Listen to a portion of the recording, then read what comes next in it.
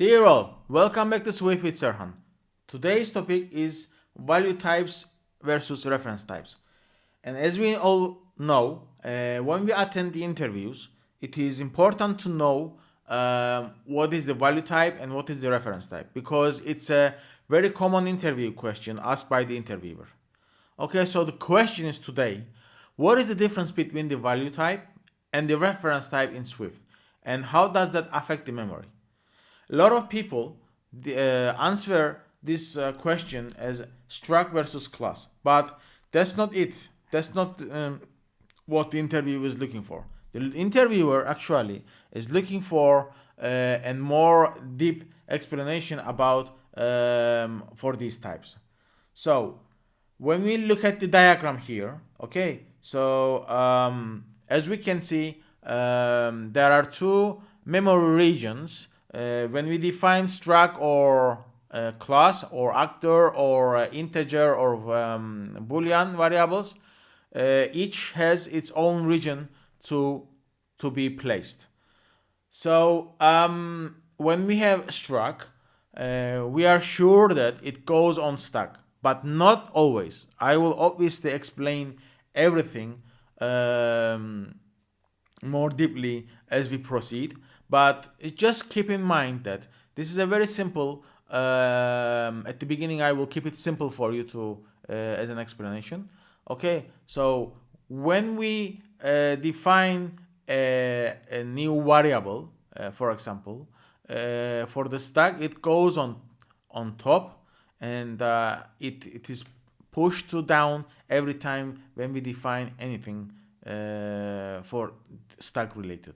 So what does this mean actually? For example, we have the main function with load, fetch tasks, and variable task. This is the last one that is defined by our application, and it goes on top of the order. And then when it is done and removed from the order, this is the last one actually pushed, we go to the next one. So the last inserted task on stack goes on top and is the first one which is going to come out.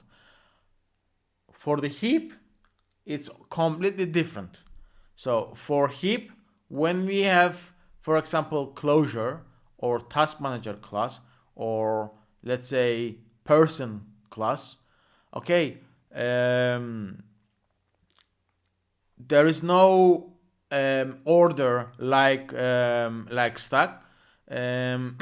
These are defined randomly in the memory with the reference numbers or reference addresses. So in this order, there is no certain last in first out or first in first out logic behind the scenes. They are randomly released from the memory, and also keep in mind that automatic reference counting is managing the heap memory. These are the common things and simple stuff to start with our video that I wanted to explain.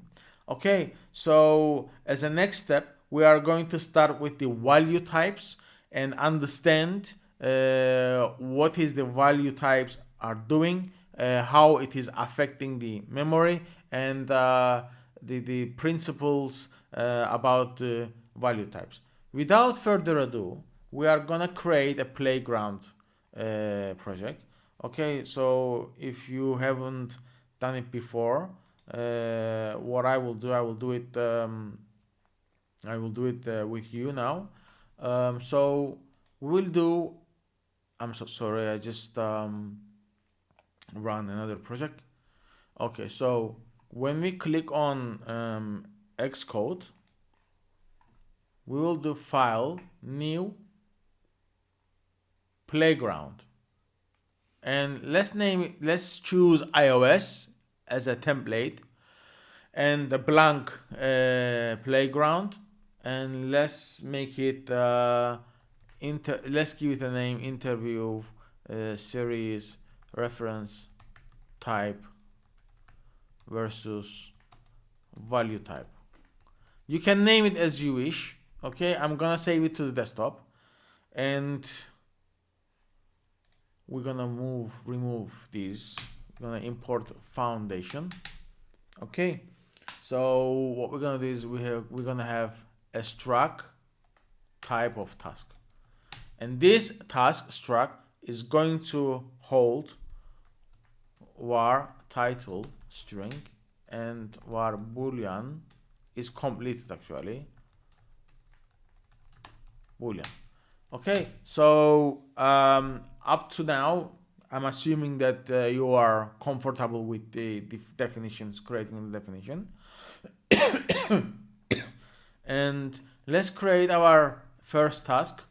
Let's say this is original task, which is a type of, not task, type of task that we created, and equal to init title by groceries, and is completed false. Okay, so this is our original task that we defined, and it's a struct, and now it is hold. Now this one is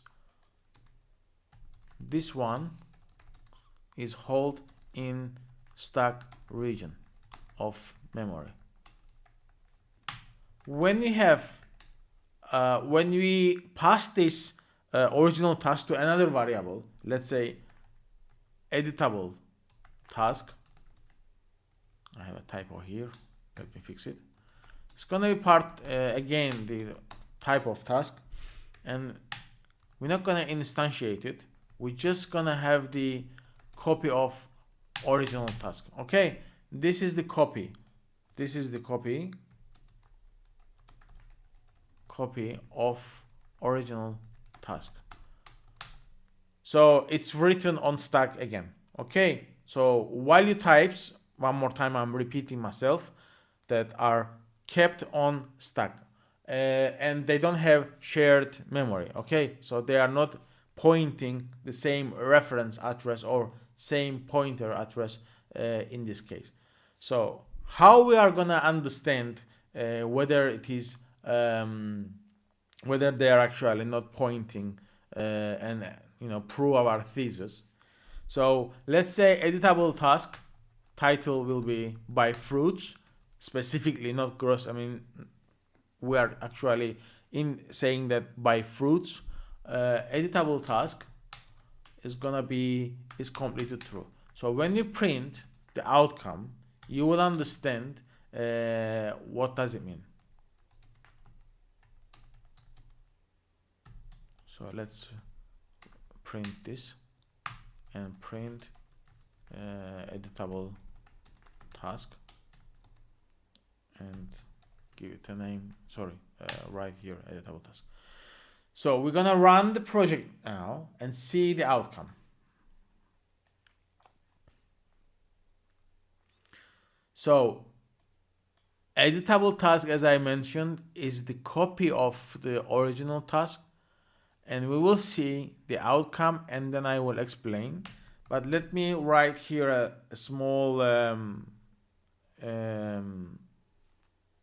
comment.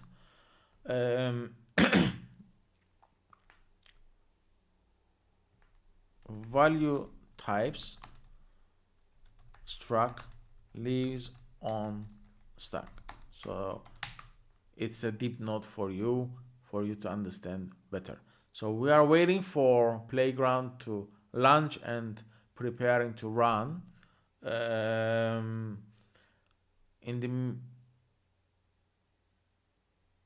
It's gonna take some time, so I'll come back when it is ready. So yeah, as you can see, original task and editable task is written on the terminal, debug terminal.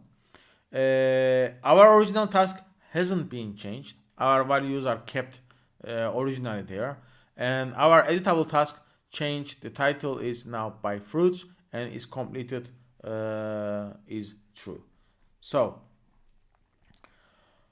edited task actually here. It's allocate Swift allocates a brand new stack slot. Okay, when we define this, Swift allocates a stack slot and copies the every byte. Okay, and after this line, these two variables are completely strangers. So after this line, these two variables after this line, these two variables are completely stranger. So there is no shared memory. So they're not, as I said before, they're not pointing the same memory. So I will write a note here. After this line, two variables are completely strangers. They don't share the same memory. Okay, so that's it.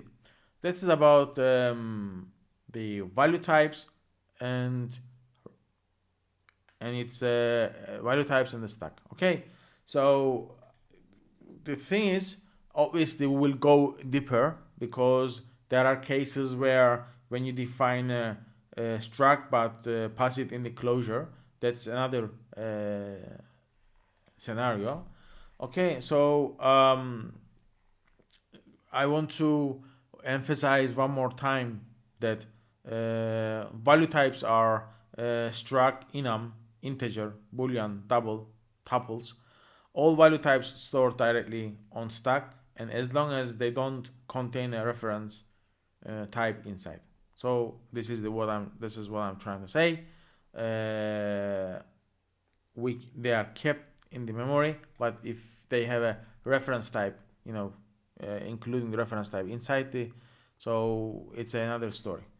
So let's jump into reference types and see the simple difference between value type and the reference type.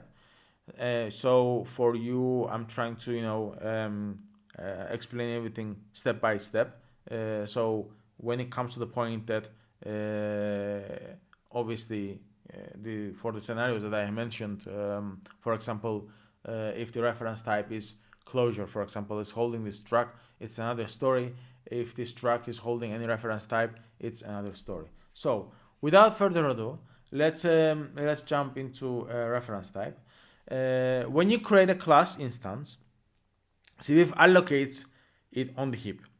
Heap is dynamic, as I mentioned in the diagram here. Heap is dynamic memory. Objects can live as long as they need to, but it is slower than stack because allocation is a malloc call, and Swift has to manage the lifetime using by automatic reference counting for the heap. So the critical difference, when you assign a class instance to another, you are not copying the object, you are copying the pointer. Both variables point the same heap object, mutate through one, every reference sees it. So for our class type, okay, so I'm gonna have, let's say, class task manager. Okay, and what we're gonna have is here var tasks, and we're gonna have a string of type of tasks. Okay, and we're gonna have a function add task. And it's gonna be title string and tasks dot append title. Okay, so this is our class, which is now actually it doesn't have any ARC defined in the memory right now. When it comes, the automatic reference counting becomes 1. Obviously, when we have let manager 1 task manager. Okay, so now this one is written on heap. Okay, so why I'm always emphasizing or coming to the point heap and stack, because I want you to understand not only a simple explanation of what is value type, what is a reference type, and answer it as it's a struct and the class. There are much more information about these. Actually, there are much more answers that we can give to the interviewer at this case. So when we say manager 2 is equal to manager 1, now they are both pointing the same memory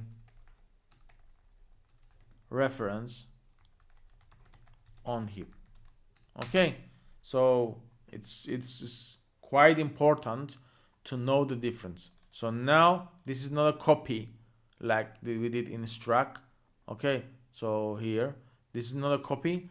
They are both actually pointing the same memory address. So let's say we have added manager 1 add task and design system, and let's print both to see what's gonna happen. Okay, so let's print. I don't want to spend time on writing print code.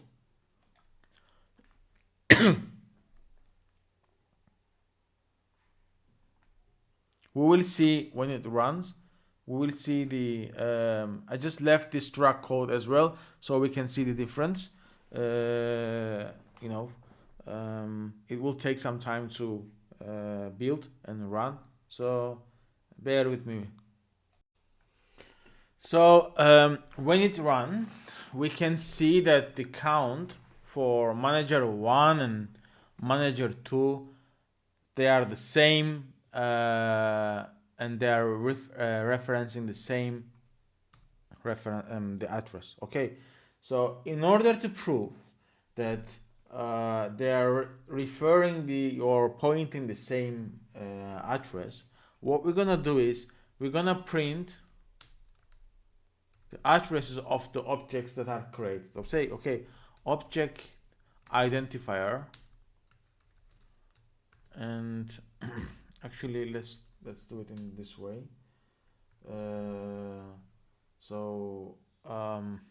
Manager 1 address, pointer address. It's going to be object identifier manager 1, and manager 2 address is gonna be object identifier manager 2.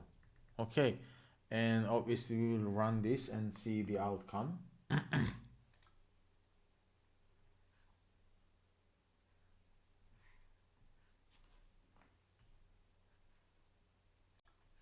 So now we can see they are pointing the same address in the heap memory.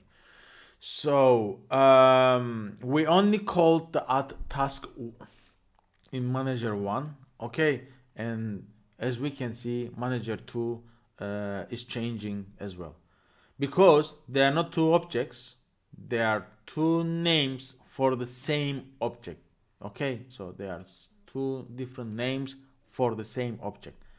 This reference semantics that we are sharing identity, one source of truth, multiple references into it.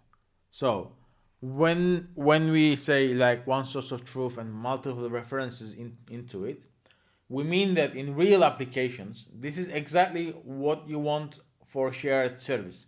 one task manager, many things referring it, or our view model, our coordinator, or our tests all point in the same instance. Okay, so I hope you did understand so far the reference types and the value types and the main difference between them.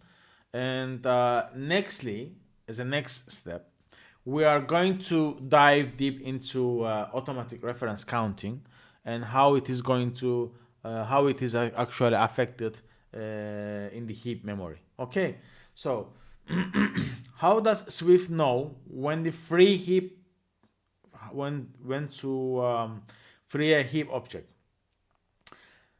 Automatic reference counting that when we have a new class instance, okay, there is a hidden reference count field in the class, for example. So when we define a new class, okay, here it comes with the reference count field. Okay, we don't see this, but it's hidden in the under the hood. Okay, so what we're gonna do is we are gonna have a new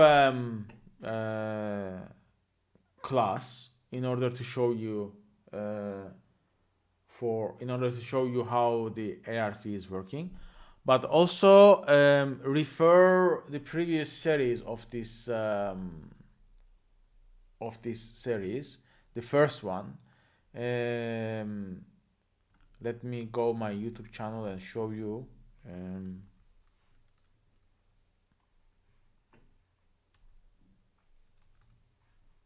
Just a minute. Bear with me a second. So let's write here Swift with Serhan.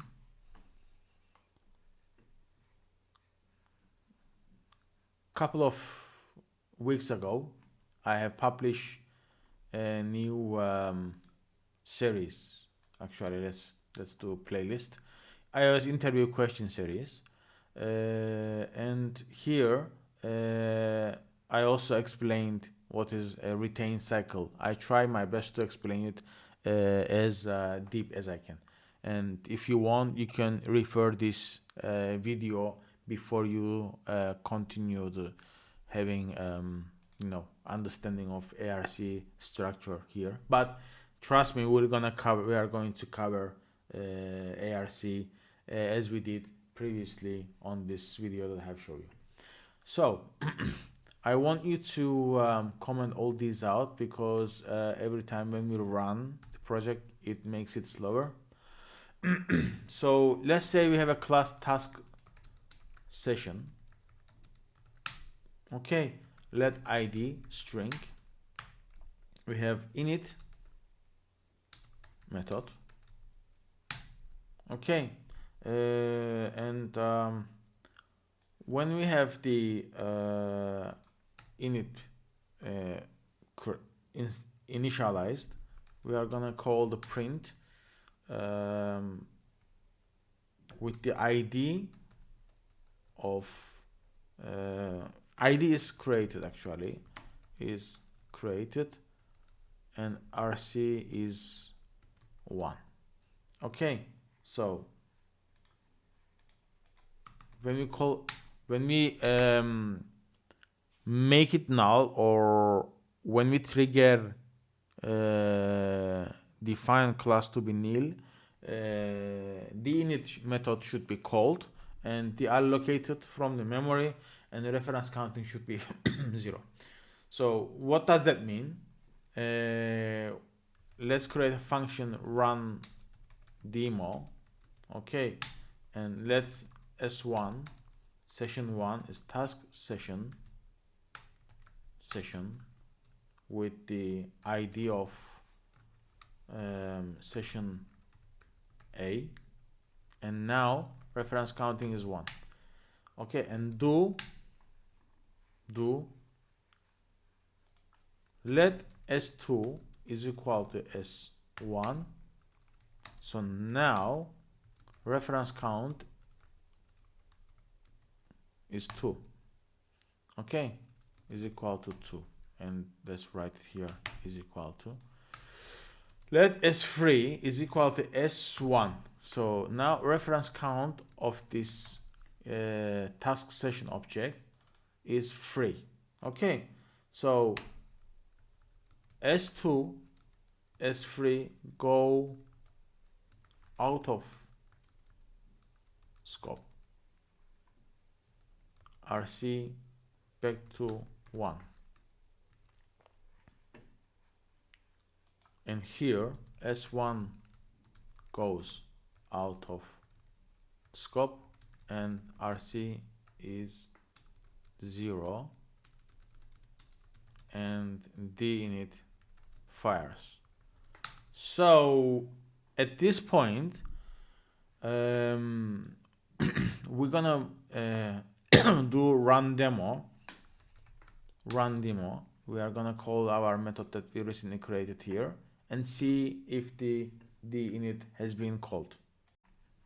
So when we run the project, as you can see here, the reference count is 1 because it is instantiated. Okay, and then we have assigned the variables to hold the reference of this S1, session 1, to session 2 and session 3. And the reference count is 2 and the reference count is 3 currently. And then when the running is finished, the allocated method, the init method, is getting triggered and the reference count is 0. So I hope it makes sense for up to now, after so far. If you have any questions, please comment out so that I can answer your questions. So I don't want to go any further from this point because it's going to be a long video. So just one more thing about before we leaving this example, that we didn't write single free call. Okay, so the init is triggered by ARC, so automatic reference counting is handling it automatically. So the reference counts hit 0 when the run demo returned and cleaned up automatically. Okay, just keep this in mind, that when the run demo is when the run demo is returned and cleaned up, the reference count hits 0. Okay, so I'm adding these comments for you so that I will push this to the Git, so you can download the repository from my Git. And let's switch on the next topic, which is actually retain cycle, which I have included in my previous video, but I would like to mention about it here since the topic is related. Okay, so without further ado, let's comment this code out and then switch back to a new one. Let's define a class task. Okay, and it's gonna be var title string and reminder type. We will create the reminder type now. Okay, let's say init title string, and we're gonna do self title is equal to t, and let's see, we're gonna implement the deinit method, print task cancelled. Okay, and we will watch this whether it is triggered or not, but never fires. Let's say we will see the reason basically. Okay, so let's create our class reminder, and it's gonna be var message string and var task optional, and I want to here add a comment strong reference back cycle. Don't worry about it, I will explain everything now. Okay, so we need to add the initializer here. Init message string self.message is equal to m. And let's see if the init, we're gonna implement the deinit for reminder class as well. Reminder deallocated.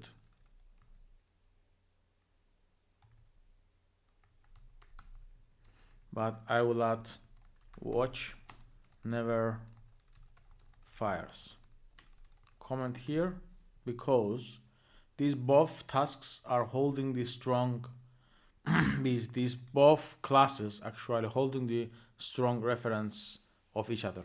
Okay, so what does that mean? So let's say var task is a type of task equal to submit PR. Okay, and then let's say we have a reminder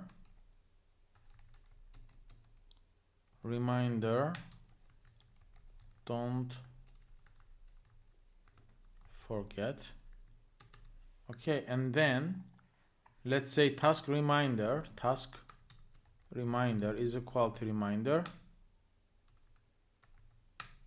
and reminder dot task is equal to task. We will make this optional. We'll make this reminder optional so that it gives us a chance to instantiate them without needing the constructor of the classes. Okay, so let's make them nil, and I will at this point emphasize this reference count here will be still 1.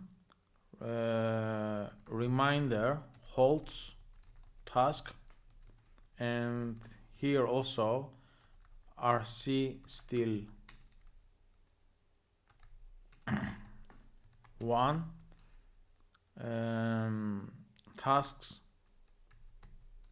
Task holds reminder. So this is what I meant. They are both holding the strong instances of each other. Okay, so that's why they will be never deallocated from the memory. Let's run and see what I meant. If these deinit methods are triggered, we will see them.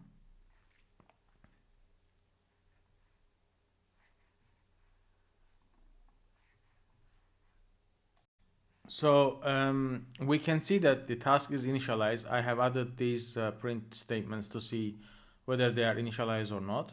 You see the task is initialized and the reminder is initialized. However, they are not deinitialized. So what is the fix? Okay, as we maybe at this point we all know that the delegation, creating our own delegate methods, capturing them as a weak self, the variable that is returned from the closure or the delegation, is important to capture them as a weak self. So when we add, I will comment this out. When we add weak var task is going to be optional again. This helps us, this line helps us to make the instance of task as nil, and RC will be again equal to 0. I hope you do understand that that holding weak reference of this task variable here, it says that IRC that this is a weak reference, and it doesn't increment the reference count. So when we run now, we will be able to see that the both classes will be deinitialized. Okay, and we are actually avoiding of having memory leaks, because it should be very rare case that we need to hold the strong type of strong reference of each classes to each other. But just I'm just also mentioning here that giving you how ARC is triggered or rolled back, and also it's important to not to make the mistake when we are working in such a class structure. So as you can see now, the reminder is task is initialized, is initialized, task cancelled, reminder deallocated. Okay, so we are good to go. So if you want to more explanation about the retain cycle, this is called a retain cycle actually, holding the strong references of each if each class holds strong references to each other, it means we are actually gonna have a retain cycle problem. So let's switch to our fifth example, which is about struct containing class, to see what are we going to achieve. Basically, what I meant is, for example, if we have the struct holding the class, let's see how the memory is going to behave. Okay, so before going into example, I would like to give you a brief explanation what I'm trying to say. It's an edge case that trips us developers who might think that already know this topic, but what happens when a struct contains class property? As we know, the struct lives on the stack. This part is fine. When you copy it, you get a new stack slot. Both class property inside it's a pointer. Copying the struct copies the pointer. Okay, not the heap object it points to. You now have two structs sharing the same heap object. So let's make some coding and understand what does this explanation mean. Okay, we have a category class, initializer for our category class. Okay, we have a struct, which is a task var title, again string, and var category, type of category. Okay, so when we define the class of category, it's a work, and we have task 1, title code review, category is the work that we created here. So let's create a task 2 and instantiate it with task 1. So what happens? Struct copied 2 stack slots. Okay, so when we try to print task 1 dot category dot name, and when we try to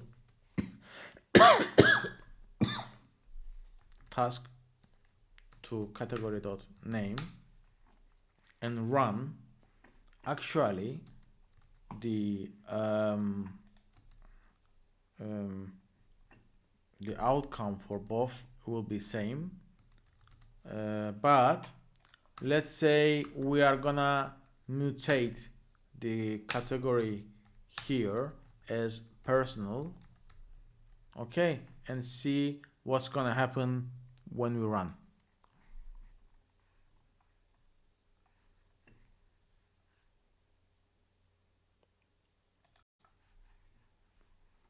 So when we mutated the task2 name of category, actually the personal is returned and the personal is returned here.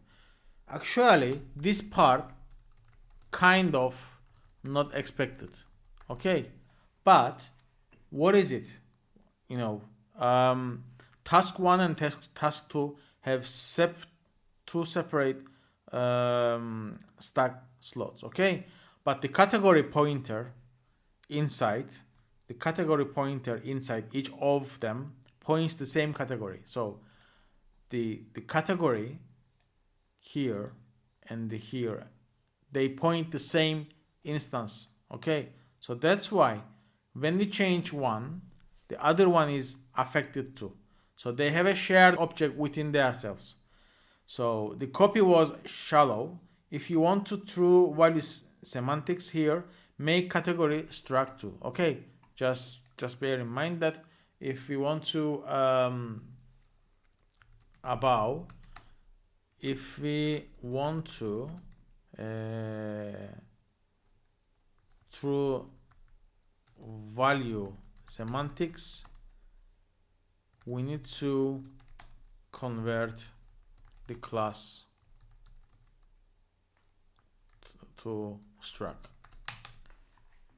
So long story short, don't mix up, you know, the stack and heap here. So still we are pointing the reference of the category, okay. That's basically it is. So our next example is stack variable capture when the stack moves to the heap, okay. But here I wanted to add example 5, mix types struct containing class. So when I push it to Git, you can see the titles. Let me also add the titles here as well, okay. So it's gonna be ARC with deinit and ARC actually retain cycle fix. It's gonna be example 4, okay, and then the rest is we mentioned, and if you want to add the titles here, you can edit it, okay. So what is the next one? So when we know, not when we know, but we are sure about one thing: the primitive types like integer, also like boolean, string are struct types. Sorry, they are written on the stack, okay. So but these hypotheses are true until when? So it's important to know when we have a closure, okay. Closures are they are kept in the memory, okay. So they are kept in the heap region. When we define a closure, let's define one: func make counter, and it's gonna be a closure type of, it's gonna return an integer, var count is equal to 0. This looks like a stack variable, okay. And return count is equal to plus equal to 1, and return count.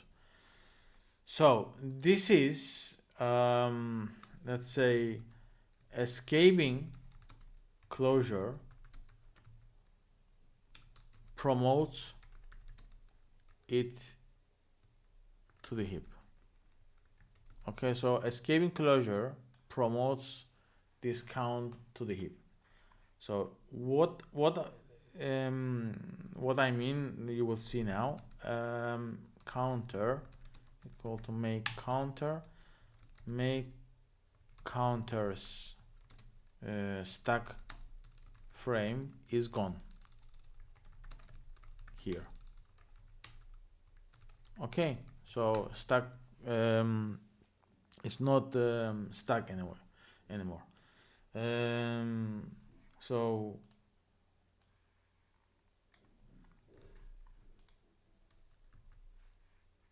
let me add this comment too. Count lives on its own heap. Okay, so I will explain what I meant. I am adding these comments because it's important when you are following through. Let's say print counter. Okay, print one more time counter, and print one more time counter. 3 times we are printing this. Let's comment this out because it's a previous example, and try to run the project and see the outcome, and I will explain you what's happening here. So here, as you can see, the console shows 1, 2, 3 because it's triggered 3 times, and the count started its life as a local variable. Here the count is started as a local variable. Normally stack allocation, but Swift's compiler detected it was captured by a closure that escapes the function. So when it is escaping the function at the compile time, Swift wrap count in a heap allocated box and had the closure hold the reference to the box. Okay, so when we trigger this, Swift says, okay, I have a count integer type, but I'm in the closure actually, and in an escaping closure. So wrap it into the heap. So when it is triggered, Swift says, okay, I need to wrap this into heap allocated box. Okay, just keep in mind that it's important. And make counter returned, it is stack frame is gone, but the count is still alive on the heap, referenced by the closure. Every call to the counter reads and writes that same heap location. So what does it mean? Firstly, when we triggered the counter, it was 1. Okay, and second time, third time. So every time we are actually changing this count because it's in the escaping closure, and it is it's holding the variable in the heap, and the variable now is pointed with the pointer. Okay, that's why it is not in the stack anymore. So that's it actually about reference and value types that I wanted to cover. I just wanted to give you a brief explanation about this interview question that you might come across. If you are wondering about another topic, or if you want me to enhance this reference type and value types video, please leave the comment below, and I will get back to you as soon as possible. And please, if you have suggestions about what I need to do next, I'm open to share with you, learn it from you. Bye.